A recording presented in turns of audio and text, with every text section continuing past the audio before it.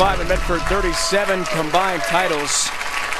Pete Weber has 29 of those, and all 6 of the majors won in this field. The 87 TOC, the U.S. Open National Championship in 89 and 98, and 91 U.S. Open, TPC in 92, but he has not won the ABC Masters. He finished second there, though. Perhaps this role will lead him to a good appearance in Reno at the National Stadium next week. 1 o'clock Eastern Time. We'll have the second major of the season for you here on ESPN. But for now, Lonnie Waliczek in control. 31-pin lead. And 2.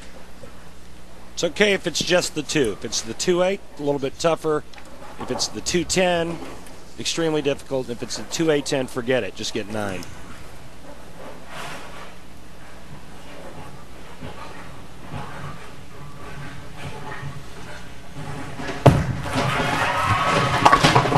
Takes care of the 2-pin.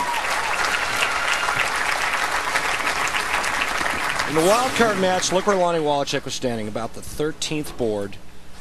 His hand up the back underneath and going straight up the 10th board. Now look at this big move. Some 25 boards to the left, and his ball crossing the 25th board. That's 15 boards left with his target. Changes balls, changes hand positions. You have to be versatile on the PBA Tour, and you have to commit to the change. Like Chris Barnes, also from Wichita State, real technician of the game. Lonnie understands so much about the layouts, the breakdown, and a thinker on tour. 6-10 up for him now. On the right lane, he went 2-pin. This one, he wanted to make sure he got a little bit more hand in it, and it was too much hand, leaving the 6-10. It's very hard with a sports psychologist who spoke with after the show last week in Seattle. Sports psychologist actually lives in Reno, so have a personal session with him when he goes down to the ABC Masters and the other event we've got in Reno coming up after that. They'll have their own little film session, review what happened last week, or watch the TV tape and talk about mannerisms, psychological reactions. All those things are so big. There's so much on the line.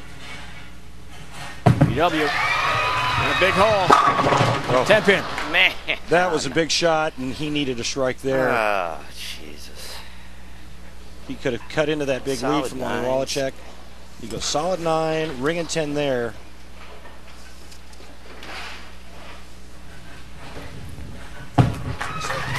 Seventh frame takes care of a 10.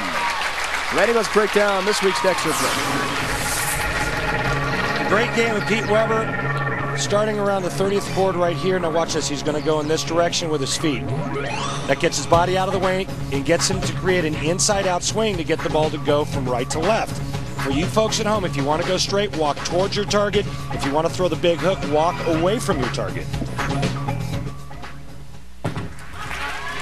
On lane 29. In the pocket for Pete Weber. He knows it might be too late with the way Waliczek is bowling. Sorry, don't throw it that good next time, Pete. Throw it bad next time, all right? Pete referring to the ringing 10 that he left in the 7th frame. He threw it really, really good. Gets 9. But Pete Weber can strike out for 217. Lonnie Waliczek going at a 215 pace. This match is far from over. A big shot. Big moment. No time. It was indeed. Right through the nose, and the 6-10 remains up for Waliczek. Lonnie Waliczek has lost his reaction. Needs to make a big, giant move to the left, or needs to move right and go straighter and firmer. You know, you and Marshall played some golf this week. Marshall came out on top. He had a home course advantage. Lonnie also played some golf in Oregon, Pacific Bandon, Oregon, with Jason Duran and Brian Waliczek, his brother, on Monday. Helped release some of the pressure and the steam from his disappointment Sunday in Seattle. He said it really made a difference. Had a perfect day for golf in Southern Oregon. If you've never been to Southern Oregon, they have some of the greatest golf courses in the country. It's just a beautiful place here. Weather is just ideal, usually year-round. Summertime gets a little warm, but right now one guy looking to get red hot is Lonnie Waliczek. 9th frame, he can set up the 10th frame with a strike here. Up 26, foundation frame time. Waliczek high. 3-6-10 up for Lonnie. Rick Donnelly, Ed Cleveland. Proprietors here at Lava Lanes in Medford. What a job they've done. We reflected earlier the viewpoint of Ryan Schaefer. He says the best tour stop in terms of the professionalism from proprietors and their staff to the players. Absolutely, bar none. There is not a tournament that we bowl on tour that's run better than this tournament here. Has to cover and does so. Open frame for Lonnie. Not to mention the fact that the first place trophy is a $4,000 Rolex watch, engraved. Wow. First class all the way at this event. That's where we're coming to you from Lava Lane's Medford, Oregon live coverage here on ESPN. We have Ryan Randy Peterson, our entire crew. PDW, the Hall of Famer, bid for a 30th title. May have a roadblock in front of that. That was light, and the 2 stands for Pete. Damn it. Man. This is retarded. Listen to this ball hit the lane. When that ball bounces like that, it takes revolutions off. It delays hook, and that ball went too far down the lane before it hits. So it might be a disappointment for his fan club. There they are. Nan Notaboom, Ann Evans, Tess Lorenzen, Ellie Bard, Reagan Pruitt, Christy Towell, all from Hood River, Oregon. They make their return appearance. Their debut was last year. Good 4 or 5 hour drive from Hood River here in Medford. They're back to support them. They got their own website. Hoping for a comeback here. Gets a break there. Whatever. Pete strikes out. He forces Lonnie Waliczek to mark the 10th frame. Gets it. Mark in the 10th frame in the fan club. I'm sorry, I misspoke. If Pete Weber strikes out, he forces Lonnie to get 9 pins on the first ball. If he misses a spare, it would be 198, 197. Waliczek would be the winner. But still, there is pressure coming up on Lonnie if Pete strikes out, which is similar to last week's scenario in Seattle. Pressure. And he comes through. Pete forces it. And you notice that ball didn't bounce when it hit the lane.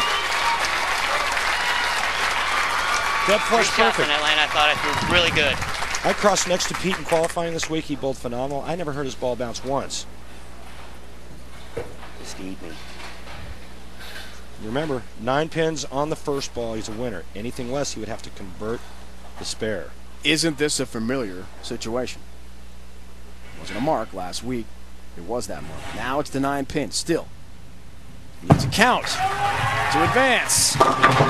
Oh my goodness, a washout. This can't be happening. Not like again to Lonnie Waliczek.